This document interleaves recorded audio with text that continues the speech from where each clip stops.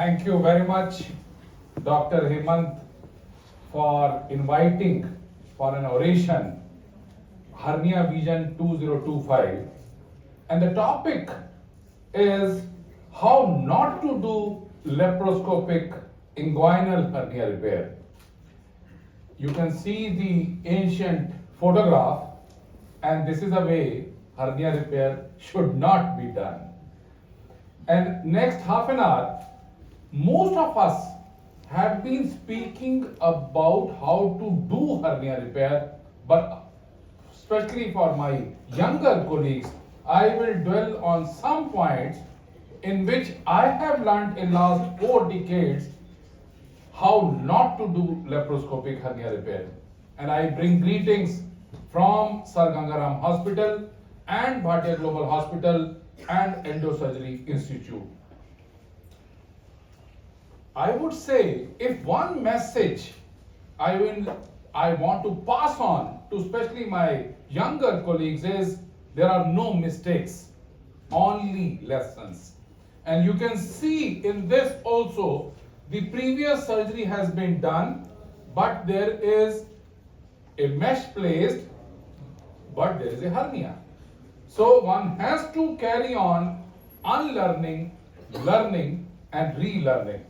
And I have divided the talk into the outline, that is pre-operative mistakes or pre-operative lessons, intraoperative mistakes, post-operative mistakes, and the key messages. Many of us would not be in a position to listen to the patient. Our thinking is, and William Osler had beautifully summarized also, that if you listen to the patient carefully, he or she is going to tell you the diagnosis also. So we should form a habit that we should listen to the patient very carefully. For example, the incorrect patient selection, I am just going to tell you a small story, as Dr. Hemant was also telling that I am fond of telling stories. So there was a surgeon, an eminent surgeon from Bihar, and he came and he phoned me that I am coming for bilateral TEP repair, and I have got the investigations done, everything is done, so please go ahead and do it on Monday. And he was admitted on Sunday night in Gangaram Hospital. And when I saw him, I saw few scars on his suprapubic region. So any other history? No, Dr. Bhatia, there is no other history. I said that, how many times are you passing urine? I am comfortable. But can you imagine, after listening, after talking to that eminent surgeon, he told me, oh sorry, I forgot to tell you that I had robotic prostatectomy done in US 3 years back. What I mean to say, he had come for TEP repair and he wanted the TEP, bilateral TEP, but robotic prostatectomy had already been done. So one can understand what challenges I had at that time when I am going to do the surgery. So our thinking is that previous surgery, if it has been done, definitely going into the same space in which previous lot of manipulation has been done, it becomes challenging to do and place in a mesh. Similarly, large inguinoscrotal hernias. If the patient is having this was a photograph in my thesis on shoulders repair under local anesthesia 40 years back, when this patient did not go in for surgery for the fear of surgeon, for the fear of surgery, for the fear of cost and fear of mortality. So our thinking is that yes, one should not be able to give these whatsoever surgeries to any and every patient. One has to be a cerebral laborer rather than a manual laborer. And many situations, one has to, for example, if it is a recurrent hernia, it is imperative that we get the CT scan done and then go in for surgery. And again, optimization is most important. For example, if the patient is diabetic, then HbA1c has to be controlled, has to be seen, so that we are offering the best to the patient. Many times, especially when the space is limited and patient has been taking blood thinners, and if we ignore, if we don't stop the clopidogrel, if we do not stop the ecosprin, then the chances are that patient may have a ooze later on and will carry on having the seroma formation. So one has to be very, very careful. And I would love, especially my younger colleagues, to take this photograph with you yourself, so that you know when to stop the clopidogrel, when to stop ecosprin, and when to restart after 24 hours or 48 hours, so that the patient does not have a chance of seroma formation later on. And intraoperative mistakes also, many times, for example, if you are making a TAPP, then also you should, the basic debate which Dr. Baines was also telling about TAPP versus TEP was vascular injury was definitely more in TAPPs as compared to TEPs. But if one is careful in access and the dissection technique, if we are very, very comfortable with trocar placement, then the chances of complications are definitely reduced. If we are doing TEP in a limited patient, in a limited span from umbilicus to the pubic ramus, and if we cause an injury to the peritoneum, the pneumoperitoneum occurs, then the space is already limited and it becomes more limited. So that becomes the difficult proposition. But that can be tackled by placing the patient head low, putting in the varicidal to the palmer's point, and so many things. But honestly, our thinking is that one should definitely make it a point. If, for example, why did we go in for E-test business?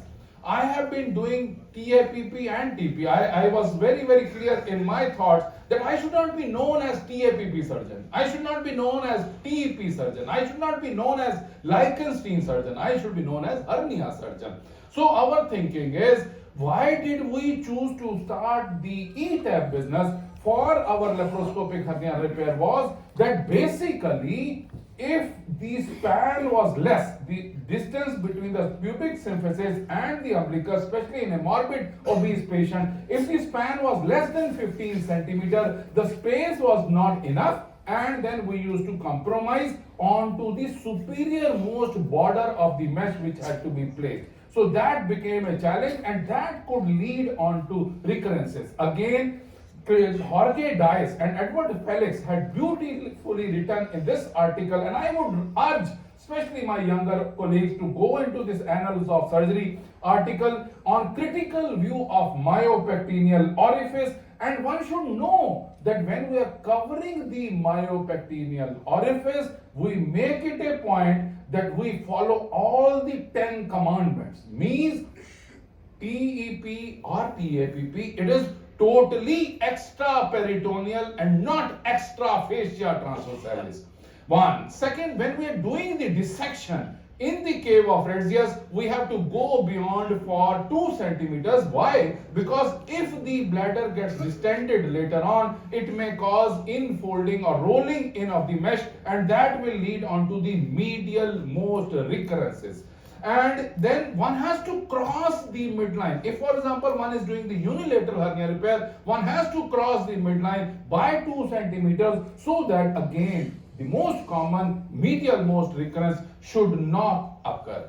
And follow the white. You are always right. In all the workshops throughout the world, throughout the country, I always tell, follow the white. White means the pubic ramus, the vas deferens, the peritoneum. So follow the white and you will always be right. I will show you the videos later on. And one should always convert the angle of doom into a triangle of doom. So meaning that the vas should turn medially, testicular vessel should turn laterally, and the inferior margin of the peritoneum should be reflected in such a manner that when we are desufflating the extra pneumoperitoneum, then the mesh inferior most margin should not go and roll in the mesh, and that will be the cause of recurrence.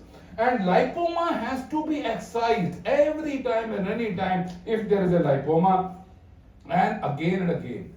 Whether we are doing lap chole or hernia, TAPP or TEP or any surgery for that matter, our thoughts are peritoneum is a single cell thick layer. So respect the peritoneum. God has created the planes only for us, the surgeons.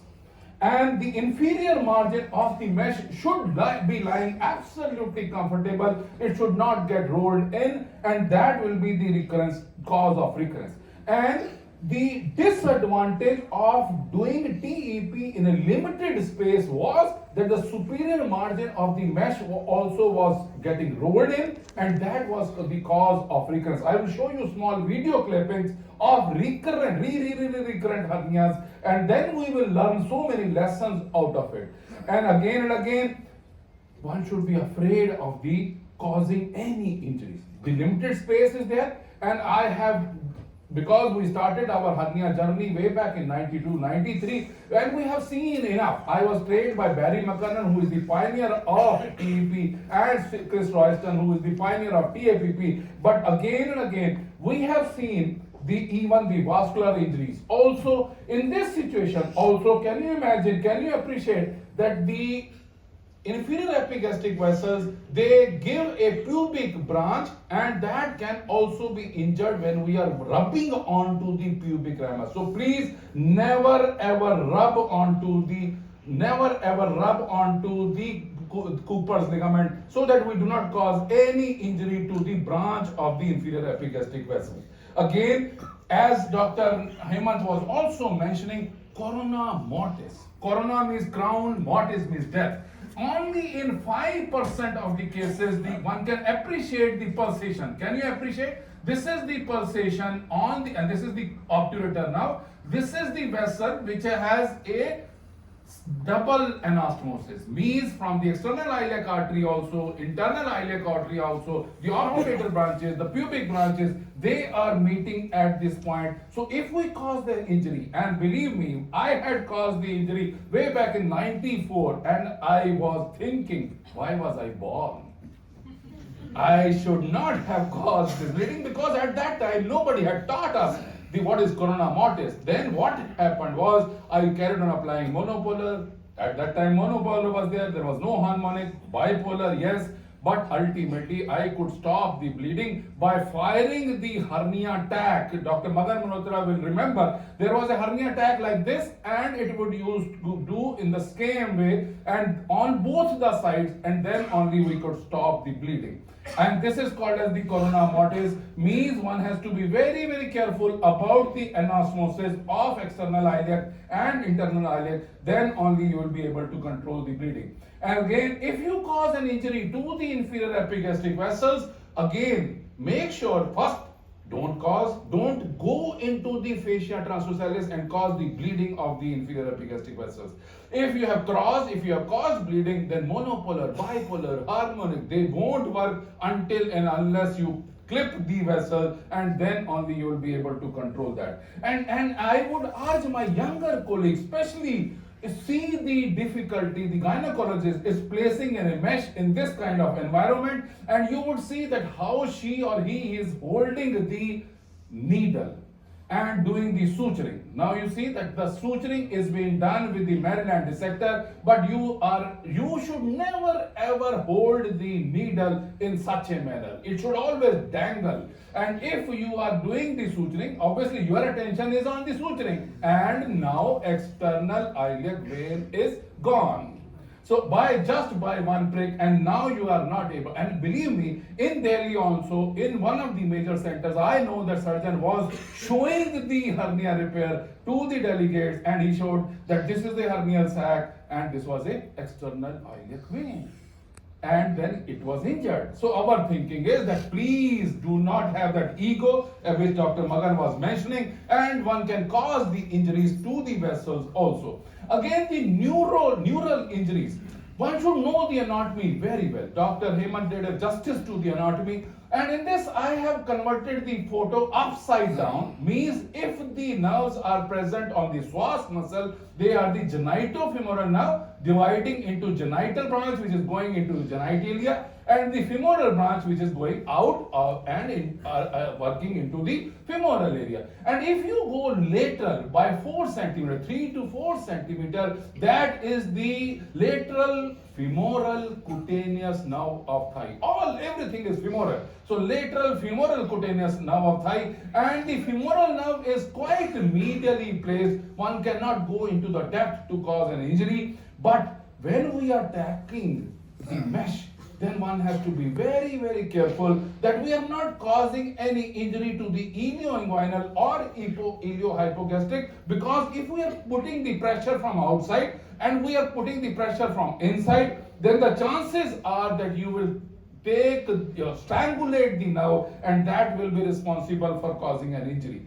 And again, in this small video clipping, I am not going to show you the details of TAPP, but in this small video clipping, you can appreciate as we are doing the TAPP, as we have gone in, this is the indirect defect, and again, I must mention, repetition penetrates the dullest of minds. So means that we carry on going in, peritoneum is single cell thick layer. So we should make sure that we are retracting the tissues away. We are not going to go into the two lamina of fascia transversalis, but we are closed juxta peritoneum only. Peritoneum is single cell thick layer. And now you can appreciate that this is the psoas, these are the nerves. So we should not take the fibrofatty tissue away at that area. We should be very, very careful that we do not even demonstrate. If we are demonstrating, then we are not putting the cautery over it. If we are demonstrating, then we are not even taking care of the neurolaminal fascia which is present on the nerves, because that can lead to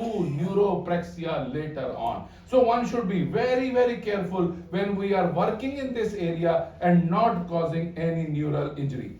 And similarly, if we are doing the TEP, again, there is a loose fibrofatty tissue all over. God has created the planes only for us. So our thinking is that follow the white and you are always right. Once you have seen the lighthouse or the White House, the pubic ramus, then that is the first anatomical landmark. Again, in this video clipping, I am just emphasizing that this is the fascia transversalis. This is the fascia transversalis, and one can always make a plane, and one should always make sure that we are cutting the fascia transversalis. We are not barbecuing the fascia transversalis. Many times I have seen surgeons doing monopolar, bipolar, harmonic of these layers, and ultimately the patient starts developing pain in the post-op period, and then we start sending the patient to the psychiatrist for his psychiatric consultation. So no, our thinking is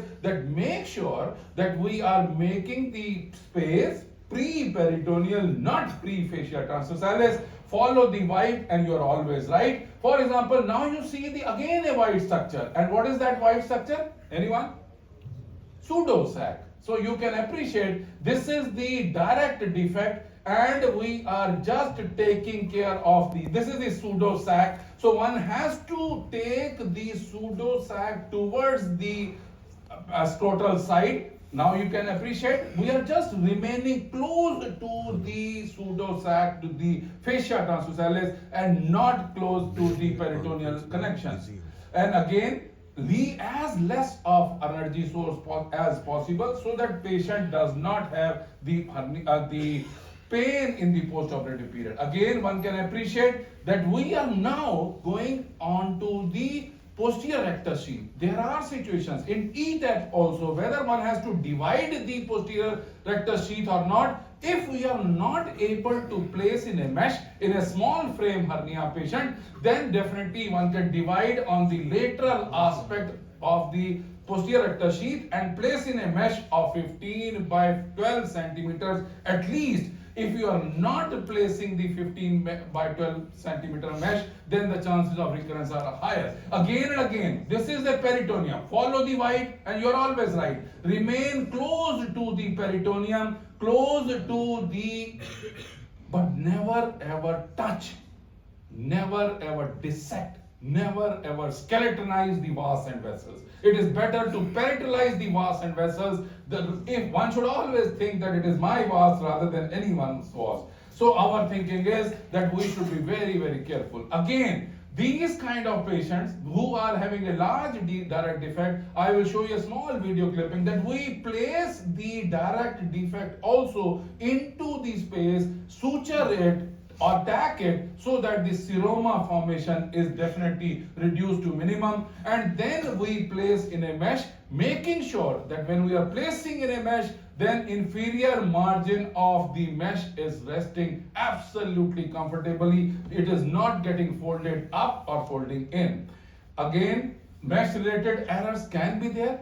One should not never ever take a smaller mesh, 15 by 12 at least, and the larger the better it is. And one should make sure that we are covering the myopectineal orifice of 3 centimeters to 5 centimeters all over, the direct, indirect also. Again, there are methods of folding in or rolling in, TEAPP or TEP or ETAP, they are different. But again, if one is comfortable with whatsoever manner, rolling it on the floor or taking onto the roof, it is up to you. But we fold it in TEP, we unfurl it onto the floor, but we unfold it onto the in TAPP on the roof, and one has to be very, very careful. Again and again, mesh deployment, I would always urge my younger colleagues, especially go into 2 centimeters medial to the Cooper's ligament, then go across the midline so that the medial most recurrence is not there, and then tack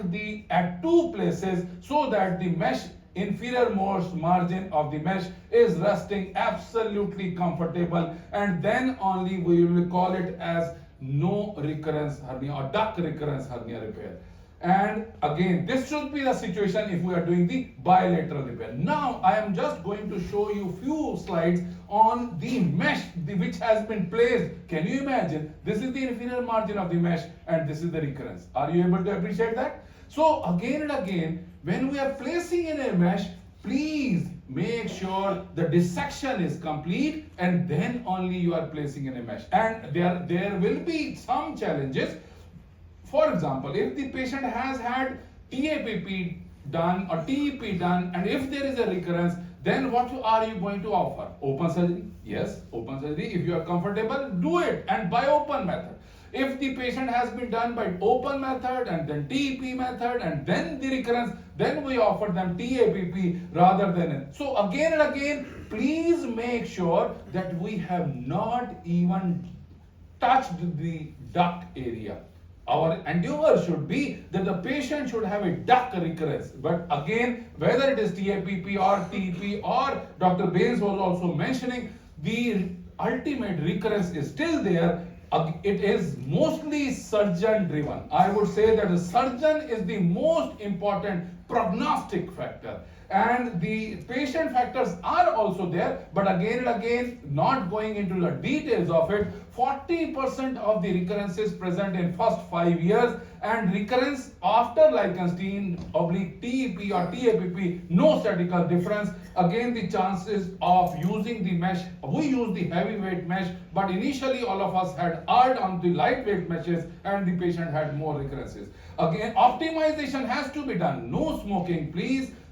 Obesity has to be taken care of, diabetes, and even, for example, these kind of recurrences should not occur. And if there is a recurrence, or if there is a mesh infection or wound infection or seroma, and even mortality also in the initial phase was there. Now again, you see that surgeon had placed in a mesh. This is the mesh which had been placed by laparoscopic method, and now you see the complete dissection must not have been done, and now we are doing it with TAPP. And once we mobilize the peritoneum, many times we cannot mobilize the peritoneum and the mesh separately. We have to jumble them together and then do the dissection and place in another mesh. That only gives it the advantage. Again, this is a surgeon factor. All recurrences are iatrogenic. So believe me that make sure that we do not cause any recurrences later on. Again, this is a TAPP for recurrent hernias.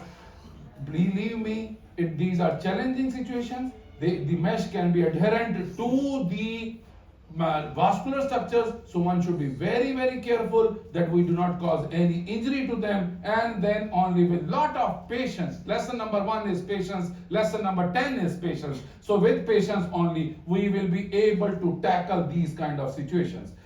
In obstructed hernia also have a low threshold of getting the CT scan also one, and the diagnostic laparoscopy. For example, in this situation one can see that the patient presented with the obstructed left inguinal hernia. We scoped the patient, we could find that yes, there was a omentum only, and we could place in a mesh.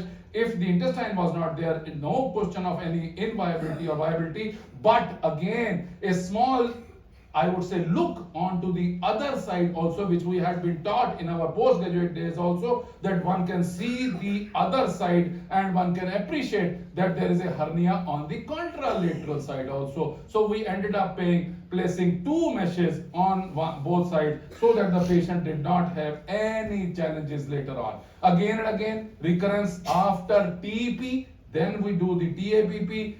In the interest of time, I'm not going into the details of it, but again and again, these are challenging situations, one should be very, very careful. Post-operative mistakes also, for example, in the initial phase, if the patient is having poor pain management has to be clear. I know of a surgeon, again a surgeon who got his surgery done somewhere else, TEP was done, and he walked into my chamber like this. What is the diagnosis? Anyone? These are obturator now injuries. Patient was having a waddling gait and he had TEP done elsewhere and walked like this. So one could make the diagnosis of the obturator nerve injury just by the way he was walking into the theater, into the OPD.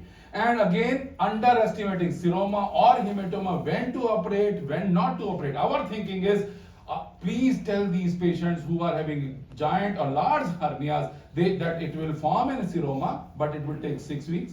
After 6 weeks, again tell 6 weeks, again tell 6 weeks, and most of the times it will settle down. Spontaneous resolution is there in 2.4 months.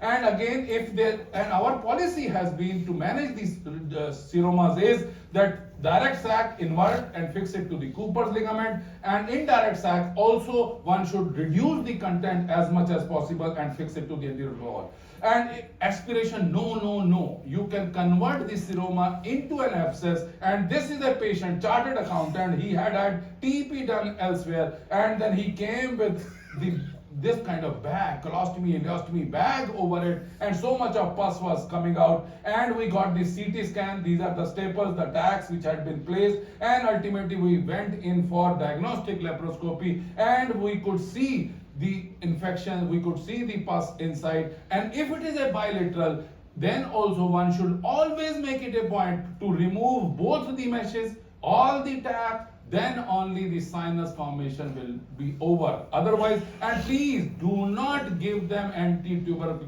treatment unnecessarily, because most of the times if you give them, they will be fine for some time, but later on they will present with infection or discharging sinus. So one has to be very, very careful. So the key message which I want to give is, come out of that denial mode. If the patient is having some problem in the post-op period, please investigate it thoroughly. There should be low threshold of CT scan, low threshold of mesh explantation in mesh infection, and complications teach surgeons one of the most important surgical skill, and that is resilience. So one should be definitely making sure that yes, the complications in hernia surgery, do they make or break a surgeon? I would put it this way, that every mistake is an opportunity to grow wiser. So life is too short to learn from your own mistakes. Try to learn from others' mistakes too. And in conclusion, I would say, practice till it hurts. Keep practicing till it doesn't hurt. Thank you very much. Thanks for your time.